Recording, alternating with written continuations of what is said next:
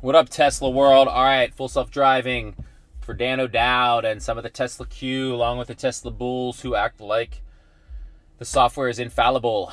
We are on full self-driving beta 11.4.7.2.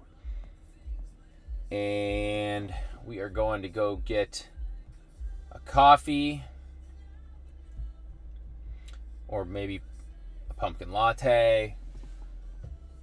We are going to rock the Wake Up playlist, which I highly recommend everybody listen to. I don't do this for the money or anything, as you will see. Shuffle on here.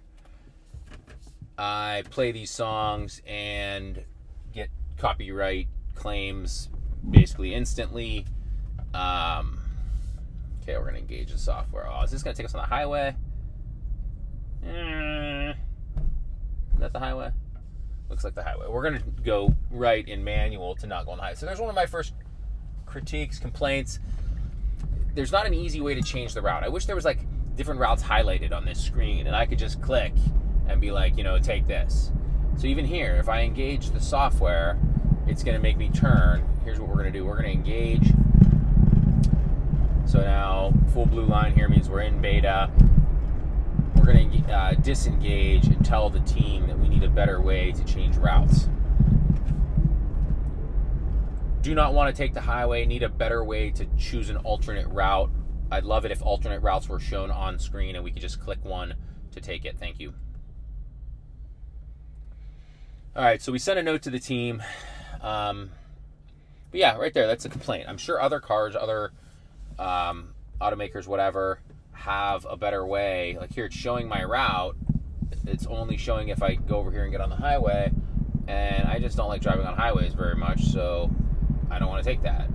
So I'm going to go straight. Okay, it looks like maybe now we're not going on the highway. So I've engaged beta. Let's see. No, it's still got me going on the highway in 0.6 miles. What? Apparently all of these streets go over to 270, which is crazy. Like, look at this. It wants me to go west to 270 to then go north and come back around and get off. Like, I'd rather just go north and go east and go north again and not get on the highway. So that's what I'm going to do. So I'm going to have to disengage again. But we're driving. Let's see what we got playing. It's a great song. The Minimalists.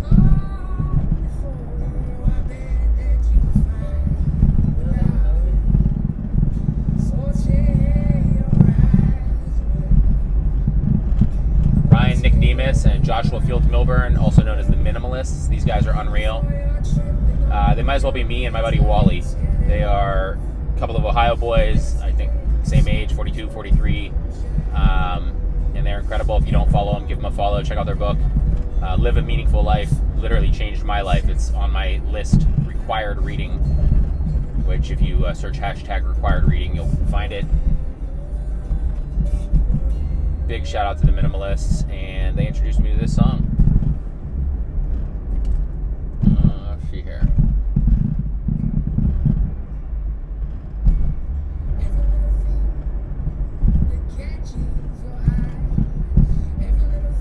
So the software wants us to go up here and catch the highway. I think we're just going to go straight.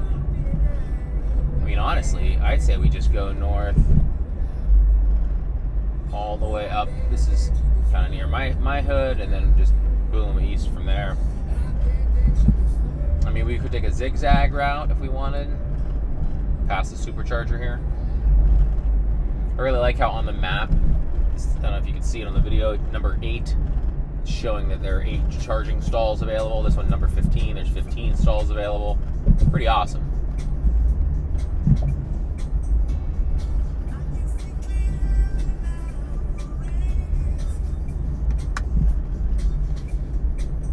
Dan, I hope you and your team are watching. Appreciate, if you keep an open mind here.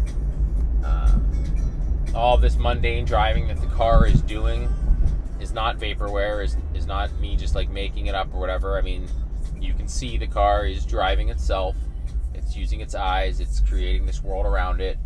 And it's navigating through that world based on its brain. Each situation is unique, and it can navigate through many unique situations. Definitely not all. It's definitely not perfect. We're not taking steering wheels out anytime soon. But it can navigate through these unique situations. A lot of other pieces of software can't do that. But I'm really not even concerned with your software or other pieces of full self-driving software. I'm just concerned with this one. We have it on both vehicles. We're, shareholders. Mainly, we, drive the cars every day and use the software every day. So I thought after demoing it and witnessing it, I thought this is only going to get better. The price is only going to go up, which it did go up. Then it has come back down. But in any case, I'm not going to have to continue to pay for it, and it's only going to get better. It's one of the most underrated and incredible things about these cars. I guess I probably could have turned there. That was dumb. Well, maybe we will get on the highway. Let's see. One of the most underrated and incredible things about these cars is that, you buy the car, you pay $40,000, $50,000, $60,000, whatever car you got, whatever model, and options, whatever, and then that's it. But then the car, ooh, that couldn't have sounded good. Sorry about that, fellas. That's me putting my coffee in the wrong cup holder. You pay that money, and then the car gets better. Like, what a product, man. What a product. You could argue that, an iPhone is similar, where you pay once for an iPhone and you get like software updates or whatever. And it is kind of the same. You do definitely get software updates. This guy's about to come past us. Now, here's the thing. I'm going 42 and a 35, and he's gonna try to pass. Like, I don't feel like the bad guy here. Did I say 42? I'm at 32. Anyway, the software updates that an iPhone gets are not tantamount to the software updates that these vehicles get. People had bought these vehicles with, say, camera resolution, poor camera resolution, and then our camera resolution just got much better. The heated seats, the heated steering wheel, those were software updates. The safety features that are, harder to see, but the car is constantly getting safer and safer and safer, and it's not costing us any more money. These things are incredible. A lot of these things are, yes, you would be getting the updates without having paid for full self-driving beta. What a song. But once you've paid for full self-driving beta, you also are getting those updates. And those updates are making this car unequivocally safer when combined with the human monitor. So it's not just safer because the car is driving, it's safer because it's driving and my hands are on the wheel, on my left hand, and my eyes are on the road. We make a good team. Now, right there, you probably couldn't see it on the video, but there was glass on the ground. We didn't drive through it. That's definitely one of the situations that I'm very skeptical, or not skeptical, but just how is the car going to learn to identify small things that it should avoid? Like, glass is very small, but you definitely don't want to drive through a pile of glass.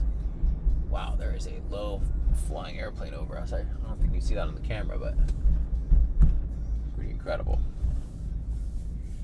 So we're 18 minutes from a coffee destination. I don't know if I'm going to film the whole time. Maybe we'll just film till we get on the highway. But so far, I don't think we've had an intervention, other than maybe switching the route. That's not really the software's fault. That's more like the route planning's fault. And it is dumb.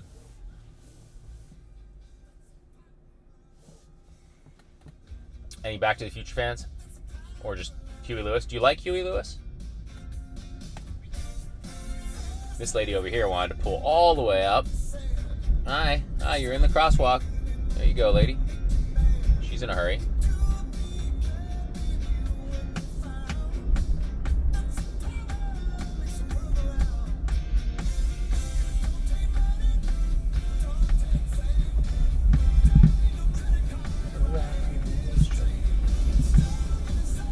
On your left, you'll see what's called a gas station. Those are things people used to go to refill their car with something called gasoline. Of course, that was before we exclusively had electric cars. That's how it's going to sound in like 6-7 years. Guys, no matter who you are, if you're watching this, if you like Elon Musk, hate Elon Musk, whatever, you love Tesla, hate Tesla, when your car's useful life is over, you need to get an electric vehicle. You should really educate yourself and make a decision for yourself. Back in the day, I had a BMW X5 and somebody wrecked it. Well, this is going to be an interesting interesting scenario here. Uh-oh. There we go. That's a terrible intervention. Okay. So lane merge situation, car just didn't do anything. I think it was just going to drive off road. There was nowhere to merge, but the car didn't do anything. So it's definitely a fail, urgent failure. So there we go, mid-story, we get a little, I would call that a horrible disengagement. Dan, you're going to jump all over that one. Good thing we took the highway today for you, buddy. I don't know what was going on there. The lane was supposed to merge, and the car, what Ego should have probably done was slowed down to fit in behind, third in line. There was a car in front of us, a car next to us, and then us. And Ego just kept going with the car on our left and the car in front of it. Essentially, that's how it was lined up. And Ego should have slowed down to become third in that line, and she did not. So that is a horrible disengagement. And I'm not quite sure if I didn't disengage what would have happened. Obviously, I'm not gonna try to find out there. But I mean, all we really could have done was drive on the shoulder, or maybe the car would have made the move that I made, which was kind of hitting the brakes and slowing down and getting back into that pocket. Hope this guy's not getting over. Thank you. But yeah, that was not cool. That was not cool. That's one of the many reasons that we are very far away from taking steering wheels out of these cars. So anytime somebody says it's going to happen this year or something like that, it's not going to happen in 2023. It's not going to happen in 2024. It's not going to happen in 2025. Doesn't mean this isn't awesome software. I'm still using it. I'm back in it for the next 4.5 miles on 270 here. I don't anticipate any problems. It's going to drive this car and make it safer. But as we just saw, I need to be 1,000% aware for the simple fact that it's not perfect, and it can really put us in a tough spot. We got tough spots right now. I don't know. I felt a little jerky. We'll leave you with that. I'm not gonna film another 12 random minutes on the highway, but I do want to give a shout out to my boy BIG.